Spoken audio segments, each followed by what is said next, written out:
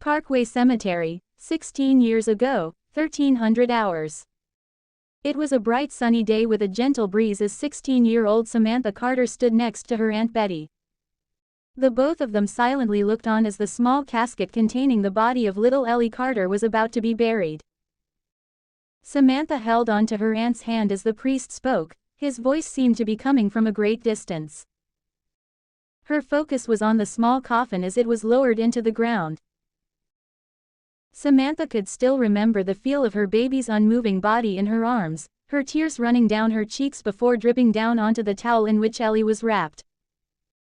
And now, as the coffin made its way past the surface, Betty gently guided the young girl towards the edge of the grave. Samantha's tears welled up in her eyes, her fingers holding onto the stem of the rose in her hand. Stifling a sob, Samantha dropped the rose into the open grave. She watched it land and lay silently on its side. Her aunt did the same thing before taking a handful of soil and throwing it down into the grave. Samantha followed, before they turned and walked away with Betty's arm over her niece's trembling shoulders. "Sammy," said Betty as Samantha wiped her tears, "she's with your mom now, she's with Eleanor. She's safe." I know," replied Sam, her lips trembling, and she looked down at the grass, but I still wanted her here." "I still do." "I know, sweetie," Betty said as she held on tight to Samantha. The both of them stopped and turned around to watch men start shoveling soil into the grave. They watched the priest walk around the men before making his way towards them. Betty and Samantha were going to wait until the grave was filled before leaving for home. The priest spoke with Samantha, placing a hand on her shoulder in comfort, for a few minutes before leaving. It was about an hour later that Samantha and Betty were the only people left in front of the grave as a small breeze brushed past. Samantha looked around, listening to the calming rustle of the trees while Betty held on to her. She gave a small smile before she turned towards the headstone and walked towards it. "Ellie Carter, my Ellie," whispered Sam as she kneeled down and brushed her hand along the raised etching of Ellie's name against the stone. She then looked up at Betty and thanked her for everything she had done, including paying for the burial and not telling her father. "But you need to talk to someone, Sammy," Betty said with concern, "a counselor or a therapist. I know a few good ones." I'll be all right," whispered Samantha as she focused her attention back to the gravestone. "I already disappointed Daddy, and I already disappointed Ellie. Jacob could never be disappointed in you, sweetie," said Betty as she helped Sam stand up while the both of them faced the gravestone. "Neither could Mark, and neither could Ellie. Ellie knows why you wanted to leave her with me, so that you could give her a bright future."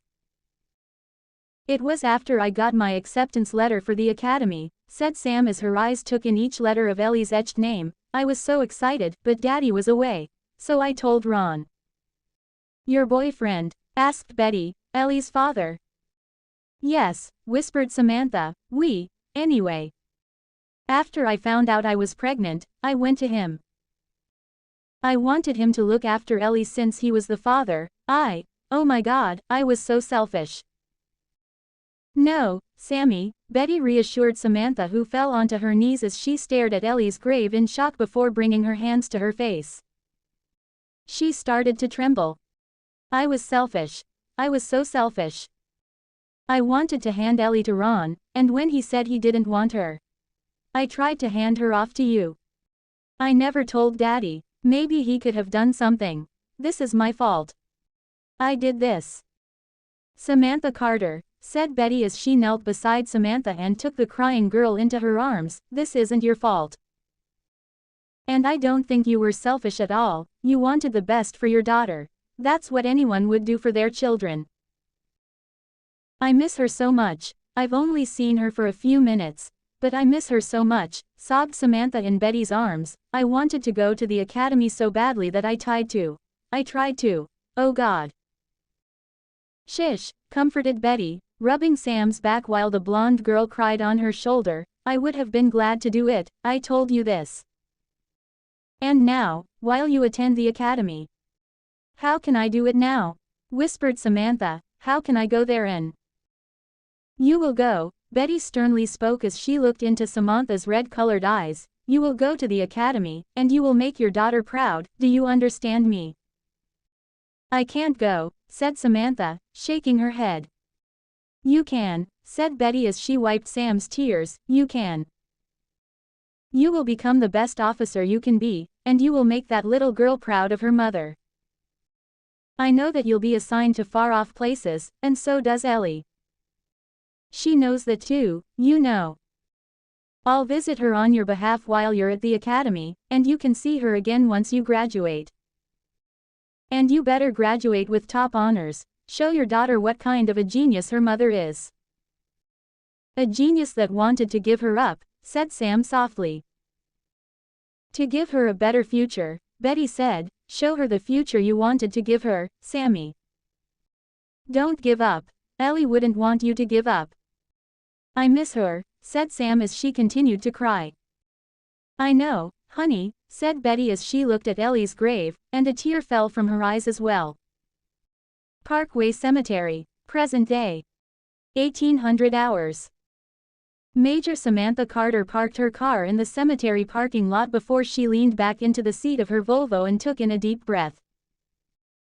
She stared at the grayish clouds gathering in the distance before shaking her head, wiping off the tears gathering in the corners of her eyes, and slowly getting out of the car. It had been years since Ellie was buried. During that entire time, neither she nor her Aunt Betty told anyone about her stillbirth. Even her father, General Jacob Carter, the current host to the talk known as Teal'c, was unaware that his own daughter was pregnant so long ago. Much less that he had a granddaughter who was buried a few rows away from his wife and the mother of his children. Major Carter slowly walked towards the gate where the groundskeeper was staring at her while leaning on a rake. She smiled and nodded at him, and he returned both the smile and the nod. Nearing the gate, Carter could recall coming here almost every day after her graduation from the academy. She would sit in front of Ellie's grave for hours just talking to her, telling her about life at the academy, the boys she met, even blushed and told her daughter about the time she had gotten drunk. And the resulting hijinks. She told Ellie that in a few months that she'll be heading out to start her master's program, followed by her PhD. I won't be here a lot, Ellie, said the recently graduated Samantha years ago, but I'll visit when I can. I'll tell you all my stories. I'll tell you about planes, all. Sam's voice broke as she shook her head before she moved to sit next to the gravestone as she started to tear up. I wanted to take you up into the sky, said Samantha as she looked up. I wanted to take you up so high that we'd reach space. Just you and me. For my years of neglecting you, that would have been my gift, and of course I'd spoil you rotten. And by then, I would have introduced you to a very surprised grandfather and uncle. Your Uncle Mark would still be mad at your Grandpa Jacob, but they'd come together for you. But I can't tell them now, and I won't, and I'm being selfish again. I don't want to share you with them. I want you with me. I want you to remain my Ellie. Back in the present day, Major Carter opened the gate and smiled once again at the groundskeeper, giving him a wave.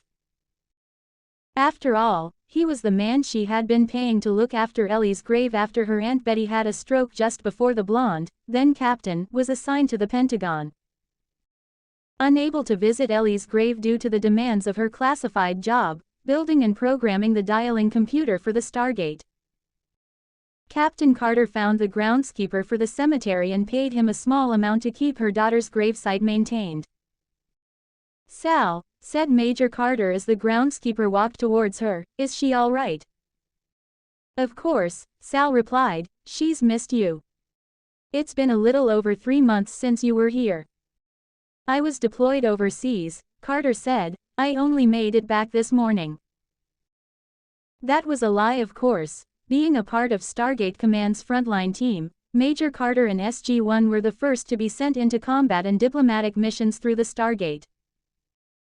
This time, the mission was to a planet called Adora where meteorite strikes necessitated the evacuation of as many villagers as possible through the Stargate.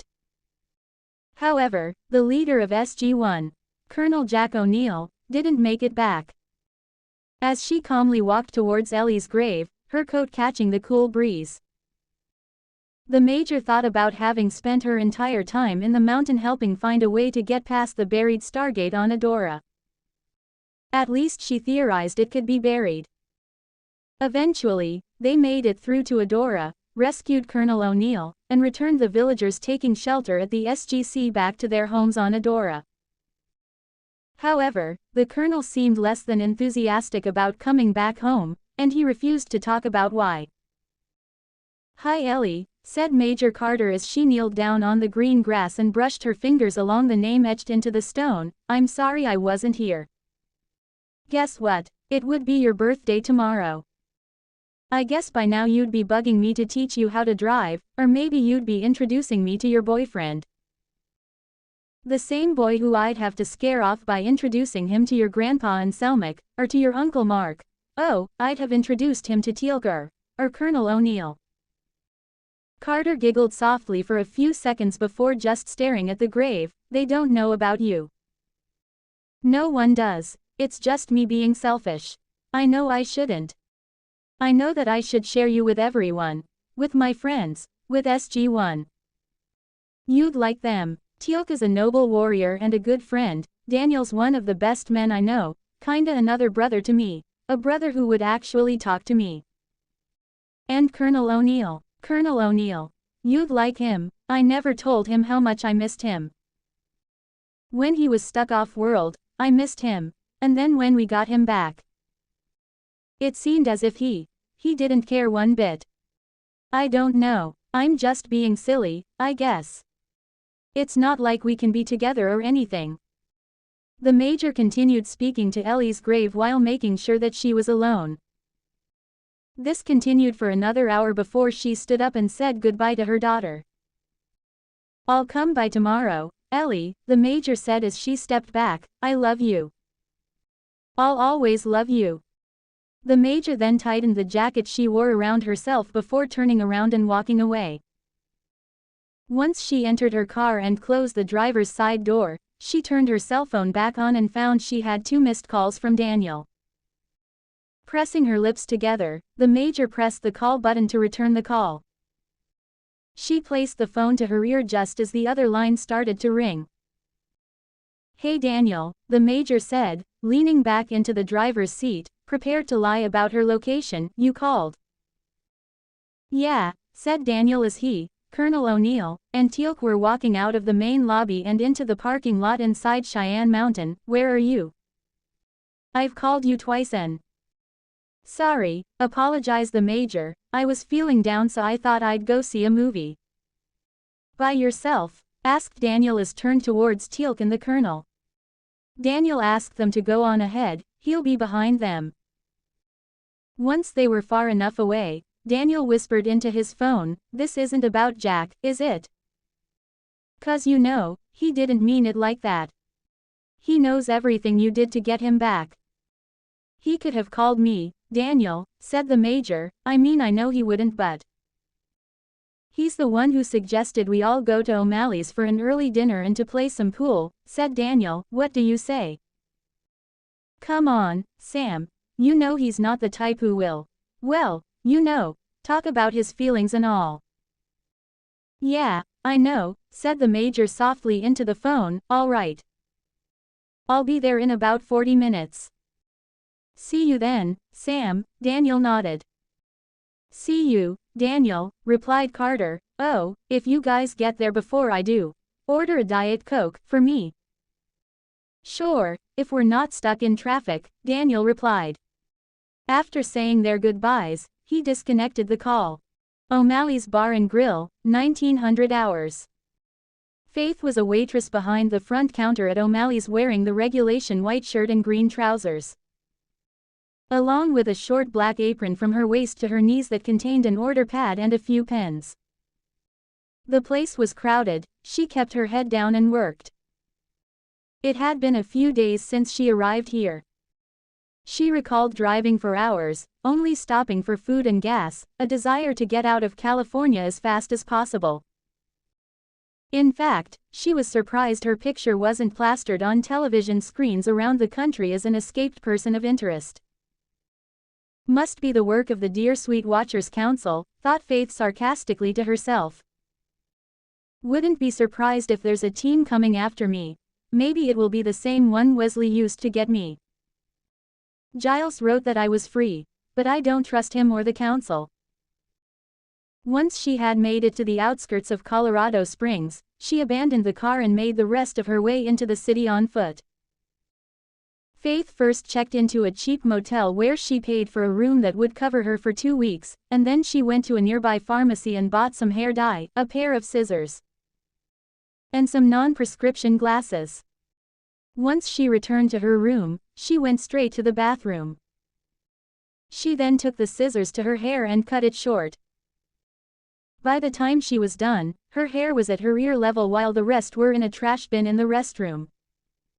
She then took out the dye and colored her hair blonde. It was the next morning, when she was calmed down, that Faith stared into the mirror and shook her head at the irony of it all. The person who nearly killed her was a blonde. And now she was a blonde as well. Yippee, thought Faith to herself as she put on the pair of glasses she bought the previous night. Well, if it works for Clark Kent, we'll see what happens today. If the plan fails, then I'm outta here. The first place that Faith went to was Om'Alley's, where she spoke to the manager and gave him a sob story, which included an Academy Award-winning performance complete with tears and trembling lips, about how her ex-boyfriend was a serial abuser and that she was trying to get away from him. She told the manager that her name was Anne but didn't want to give her last name in case he came by to look for her. She used every trick in her book to convince the manager to take her on a reduced pay, at least until she had enough to leave the city. She even told him that she'll go on her knees and beg. Inwardly smiling, Faith, with tears trailing down her cheeks, stared at the manager who said she'll be starting work later that night. But she needed to leave if she saw her ex-boyfriend here. He didn't want any trouble at his restaurant. It was the 5th day of working at the restaurant as Faith stood at the front counter with the hostess. It didn't take too long before a group of 4 walked in. A graying man in a brown jacket, a blonde woman in a black jacket with a red shirt underneath, a large dark-skinned man with a woolen cap over his head, and a cute man with glasses. "Table for 4, said the older man as the hostess smiled at him before handing Faith 4 menus. Said the slayer as she glanced at the dark-skinned man, her senses going off. "Anne," hissed the hostess as Faith turned towards her, "go." "Right. Yeah. This way," mumbled Faith as she glanced at Teal'c before looking at the older man, and then at the man in glasses. Faith then noticed the blonde woman looking at her in a strange way, her eyes narrowed, and then shaking her head and looking away. Faith thought it was strange, but pushed it to the back of her mind before turning around and saying, "Follow me." After she led them to a table, Faith took out her pad and asked for their drink orders.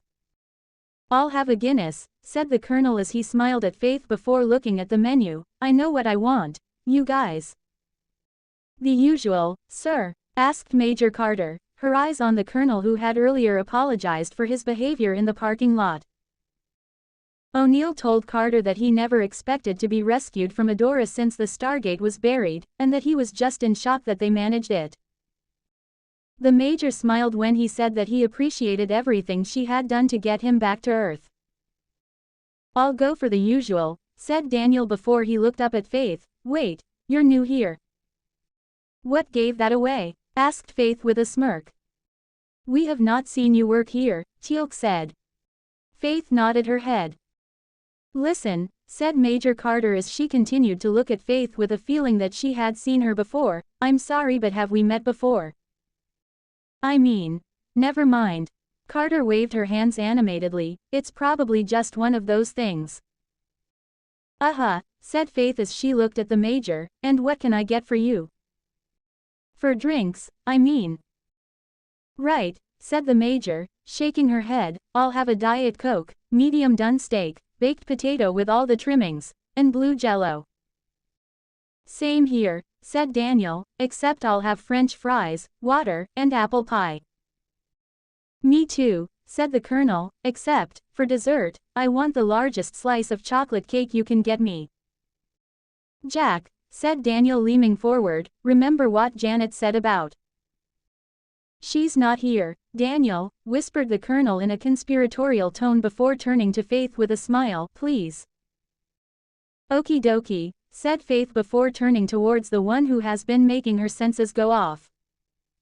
He didn't seem demonic, and definitely not a vampire. And you, sir? I will have the apple juice, said Teal'c much to Faith's surprise, 3 house salads, 3 slices of cherry pie, and 2 plates of your French fries. Oh, okay, said Faith as she wrote down the orders on the pad, no meat. I prefer not, replied Teal'c as he nodded at Faith, thank you, Anne. I'll be right back with your orders, said Faith, before collecting the menus and then heading off to enter their orders. As she did so, Faith couldn't help but notice the blonde woman occasionally glancing at her. She would glance at her, and then look down at the table, and then at the guy wearing the glasses sitting across from her. Faith pushed the strange glances from the woman to the back of her mind since she didn't feel any threat from her, but the dark-skinned man still gave her some unease. What are you? Thought Faith to herself after inputting their orders into the system, I've never seen a vegetarian vampire. A good demon who made friends with humans. Or this isn't my business anymore. Meaning I need to get out of here as soon as possible. Maybe Diana was wrong about Colorado Spring having no demons, or very few demons. Either case, I don't want any more demons coming here or it would alert the council, and I don't want to deal with them again. Not by myself, I'll take the battles I can win. Screw everyone else. While waiting for the orders to be filled, Faith looked on as the group of 4 moved on to the pool tables. Hidden behind a nook, Faith watched the blonde woman take the other 3 in her group out to the cleaners. She even managed to hustle some men Faith thought were regulars since they've been coming here every day since she started working. Anne, said the manager, his finger tapping her shoulder while she watched the group talking excitedly to the blonde woman after she cleaned out the other men, Anne. Sorry, said Faith before she turned around and walked alongside him to the kitchen counter. She lifted the tray of food with one hand. I still don't know how you do it, said the manager, looking impressed at Faith holding the tray piled with food. Others take 2 trips when these guys come in. Oh, asked Faith as she nodded at SG1, you know them. Yes, answered the manager nodding at the group heading back to their table, Colonel Jack O'Neill, Major Samantha Carter, U.S. Air Force. The one in the glasses is Dr. Daniel Jackson, and the mysterious one is called Murray. Nice people, they come here often, not every day like the jackasses who love hogging the pool tables. They come here maybe 3 times a week. The last time they were here was for a party, a little girl's birthday party. Oh, said Faith as she balanced the tray perfectly while the manager nodded his head. Faith then carried the tray over to the table with Colonel O'Neill whistling at the sight of Faith carrying the large tray with one hand. Whoa, said the Colonel as he saw Faith place the heavy tray on a stand that she was carrying in the other hand. Usually they have 2 trays. You must work out a lot. Yay, and I have a really good sense of balance, answered Faith, handing everyone their food just as she noticed movement at the front door. Looking up while handing Carter her food, Faith looked surprised at the 4 people who were staring back at her before they turned towards the hostess. It was then that her hand holding Teal'c's salad started to tremble. She could recall what those same people had done to her back in Sunnydale. Anne, said Teal'c as he gently took the plate of salad from Faith's trembling hand, are you all right? The major noticed that the young blonde staring at something or someone behind her. Taking a glance over her shoulder, she noticed 4 men in black jackets being led to a table, with one of them looking at the group. Not us, thought the major to herself before she turned and looked at Faith, they're staring at Anne. hummed Faith after she had given them the rest of the food. I'm not feeling too well. I'll have someone take over for me. Faith knew that she needed to get out of there. She couldn't handle a council team by herself, and she couldn't ask the military for help. They would ask too many questions. Questions she couldn't answer. They'll experiment on me, thought Faith to herself as she hurried towards the kitchen. They'll cut me open. Not as bad as the council, but still, no way. Faith rushed through the kitchen, brushing past cooks and other staff, before leaving through the back door. Stepping out, she suddenly stopped with a stunned expression at the three men waiting for her. Faith Lehane, one of them, a blonde, said, "We are here on behalf of the Watchers Council of Great Britain. You will come with us peacefully to face charges of murder and conspiracy to end the world. Come with us, or die, it's your choice." "So much for Colorado Springs being safe," whispered Faith to herself before she went into a defensive stance. The three men glanced at each other before rushing at her. At the same time, Daniel, Teal'c and the Colonel were discreetly watching the four men in the restaurant when one of them took out a cell phone, smiled at the screen, and then got up off the chairs and hurried towards the entrance. He was soon followed by the others. "Guys," said Daniel, voice full of worry, as the men left the restaurant, "I don't like this." "Move out," the Colonel said before SG-1 got up and rushed towards the entrance. Once they were outside, the group looked around before turning to their left after having heard some yells. The four of them dashed towards the alleyway between the restaurant and a fitness center and stood in shock as seven fully grown men were struggling to take down a bleeding young woman. "Hey!" yelled Daniel as three men grabbed Faith from behind and held her while a fourth punched her side as the remaining three turned towards him, Teal'c, and Carter. "No witnesses, take them out," one of the men attacking the girl growled. The three attacked SG-1, rushing at them with blades in hand. Teal'c meets the first attacker head-on, grabbing the man's wrist mid-strike, and then flipping him onto the ground with effortless strength. He then rushed towards the men attacking the girl, their waitress, Anne. Carter blocked a knife attack, countering with a swift elbow strike that sent the attacker stumbling back. She then punched the side of his head, knocking him unconscious. Carter then went to help Daniel, who was on the ground, one of the men on top of him as he tried to stab his eye, but Daniel was holding him back. Carter kicked the side of his head, knocking him away before he stumbled up onto his feet and then backed onto a wall. The man yelled out, "Retreat!" and ran the other way past the people attacking the girl. Teal'c was fighting one of the other men, and the girl was now going up against three. O'Neill attacked on, tackling down onto the ground, leaving Anne now facing two of the council's assassins. O'Neill punched the one he tackled before getting up to grab another one who punched the girl they only knew as Anne. And before he could do anything, Anne punched the assassin before throwing him away to the side. SG-1 watched as the man flew several meters before landing on the ground with a thud and groaning in pain. They rushed to the girl, overconfidence etched onto her face, who turned towards the last assassin getting up off the ground after he was pushed away. There was a small dagger in his hand, and he stabbed the girl 3 times into her abdomen and ran away, just before the 4 members of SG-1 reached her. "Hey!" O'Neill yelled out, rushing towards Anne, who fell onto her knees, her eyes slowly closing, before falling onto her back. "Danny!" yelled the colonel as he took off his jacket and applied pressure to the young woman's abdomen. "Oh God!" exclaimed Major Carter when she saw blood soaking the jacket. "Sir, we need to get her to the SGC. There's something strange about her. I think she's not like a normal human." "Go out?" asked the colonel as he gently picked up Faith. Teal'c looked around at the mostly empty alleyway.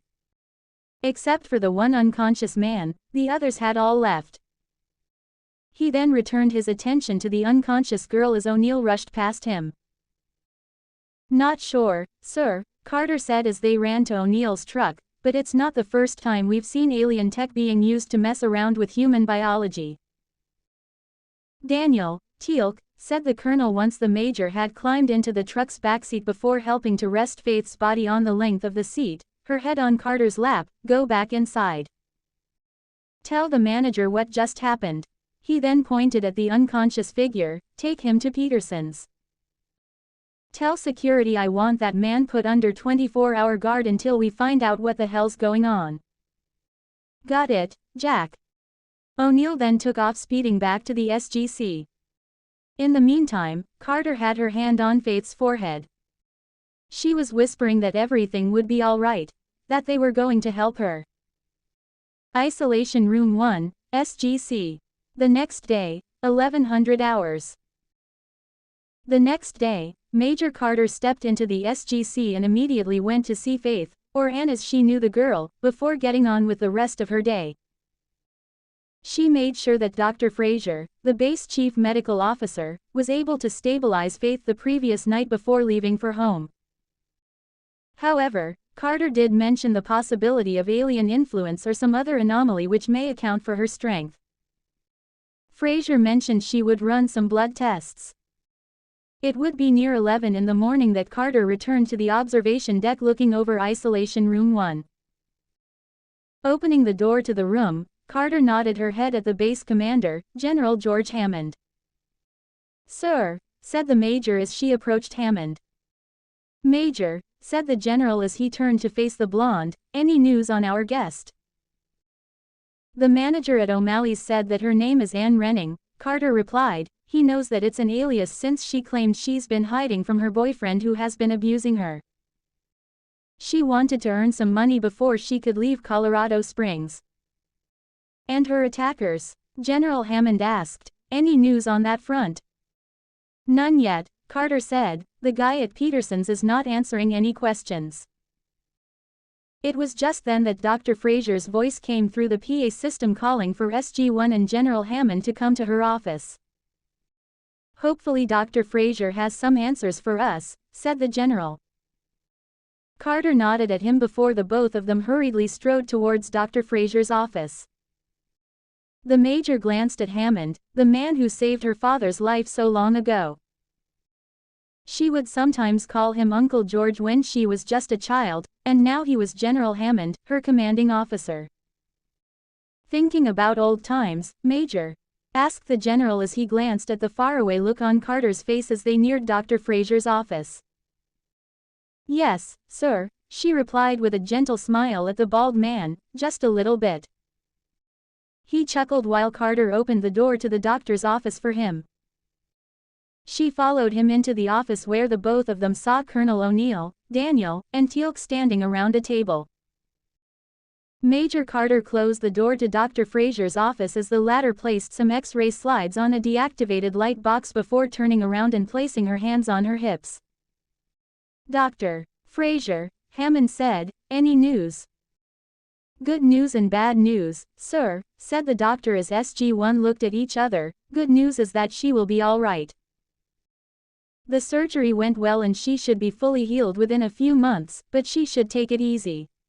The doctor then continued. Sam mentioned our guest, Anne. Displayed strength that could be considered beyond human. I have run all the routine blood tests, and so far, I haven't found any anomalies. Everyone nodded their heads. The doctor continued. I'm running a comprehensive test that's scanning her genetic code for any alien influence or any form of genetic tampering, but that's going to take some time. And I'm also running a detailed biochemical panel that's testing for drugs and toxins. We should get results soon. So, until we get back those results, we don't really know if she is human or not, Hammond asked. The doctor clarified, not until we get the results of the tests. But she's not a Goa'uld, so that's confirmed? O'Neill asked. Frasier nodded her head. Yes, sir, Frasier said, and the bad news, well, more like the horrible news. Before she continued, there was a knock on the door to her office. Frasier yelled out, come. The door opened and a nurse stepped in with a folder marked confidential. She handed the folder to the doctor, nodded at Major Carter, and then left the room, closing the door behind her. Frasier opened the folder while saying, "These are the results of the biochemical panel and..." Everyone stared at a confused Dr. Frasier staring at the second page of the report, and then she turned back to the front page again. She checked the second page again, her eyes widening in surprise. "Doctor?" asked the general. "I need to talk to Major Carter alone, General," Dr. Frasier spoke in a serious tone as she closed the folder and placed it on her table. "General. What I have to discuss with Major Carter is between a doctor and a patient, so I will have to ask all of you to leave." "Janet?" asked Major Carter, confusion etched on her face. Why did Frasier look so concerned? "Please, Sam," said Dr. Frasier as she looked at her best friend, "what I have to tell you is important and private." "Does it affect this command, Doctor?" asked General Hammond. "I don't know, sir," said Dr. Frasier, her left hand resting on the folder, "but it concerns Major Carter." "Janet," whispered Carter, "what is it? What's in the folder?" "I need to talk to you alone," the doctor repeated, "and then you can tell the others, if you want." It was a few seconds later that General Hammond and the other members of SG-1 left Dr. Frasier's office and waited outside in the hallway. After the door was closed shut, Dr. Frasier picked up the folder and handed it to Major Carter, who looked confused as she took it into her hands. "Why didn't you tell me?" asked the doctor gently as Carter looked up with a confused expression before opening the folder and reading the first page. "The biochemical test has a component which includes a genetic test, and, well, the DNA we have on file for you is red flagged." "No," Carter whispered as she stared at the second page with her eyes wide open in shock. "Maternal match, 99.9%. Sam." "No," whispered a stunned Major Carter as she dropped the file on the floor, stepped back while looking up at Dr. Frasier. She took another step back and stumbled onto a smaller table behind her. All the while she shook her head. "No, no, it can't be, no." "Sam," said the doctor, "the test indicates the girl, Anne, is your biological daughter." "No," said a stunned Major who kept on looking at Dr. Frasier, "it can't be, Janet." Memories flooded Carter's mind. The pain of childbirth, Reed's voice telling her, "I'm sorry, but your baby, Ellie, didn't survive." And then holding on to the tiny lifeless body for only a moment before it was taken away. "Sam," said Dr. Frasier as she stepped towards Major Carter whose face was twisted in anguish, tears pooling in her eyes. "Sam, it's all right." "She died," said Carter as she quickly brought her hands over to her mouth, tears slipping down her cheeks. Her heart was racing. The test had to be wrong, it had to be. But DNA was never wrong, it was never wrong. For her part, Dr. Frasier looked on in stunned silence as Carter whispered, her voice breaking, "She died. My Ellie died, Janet. She was stillborn. I have the certificate of stillbirth in my safe deposit box. She was gone, Janet. She was dead." "Sam," said Dr. Frasier as she walked towards her friend who, in turn, took a step back. "She died. I held her in my hands, Janet," Carter repeated, "she wasn't breathing. She made no sound, no movement. Janet, I buried her." "This girl is your daughter, Sam," Dr. Frasier said as the Major started to sob before she rushed past Frasier. Carter swung the door open to the men of SG-1 and General Hammond standing in the hallway, surprised at the tears falling down her cheeks. "Major," Hammond said, worry on his face. Daniel asked her if everything was all right, as did O'Neill and Teal'c. But she really could not hear them, she just heard the sound of her heart racing. Her daughter was here. How was it possible? Without saying a word, Carter rushed past them before running at full stretch down the hallway. The Major could hear the others calling after her, but all she could do was run. She had to run to the observation deck. She looked familiar, thought the Major to herself as she rushed past people while wiping her tears, many asking if she was all right. She was followed closely by Colonel O'Neill and the other members of SG-1 and Hammond. Continuing to run, Carter thought, she was so familiar to me. But how? How is she alive? Does it matter? Yes. No. Yes. My daughter died. I buried Ellie. But if Ellie's here then? The Major made a last-minute change of direction and instead headed to the isolation room itself. She nodded at the SF who slid his passkey through the reader so that the blast door would slide away sideways. Rushing into the large room, Carter stopped at the side of the hospital bed and stared at the young woman. "Ellie," said Major Carter as she held onto the railing of the bed, staring down at Faith's sleeping form. Carter reached down and gently caressed her cheeks. She moved some of Faith's dark brown hair from covering her face and slipped it behind her ear. The Major started to cry again as she brushed her fingers against Faith's arm, and then placed her hand in the Slayer's and gently squeezed. With tears in her eyes, the Major looked over her shoulder as the door opened once again. Colonel O'Neill and the other members of SG-1, together with General Hammond, looked on in surprise at Major Carter taking Faith's hand up to her lips and giving it a kiss. "My Ellie," whispered the Major softly as she heard General Hammond telling everyone to wait outside while he spoke with her. Major Carter heard the door close again, followed by the sounds of footsteps coming up to her left. The general stood next to her, looked down at Faith, and then at the blonde officer.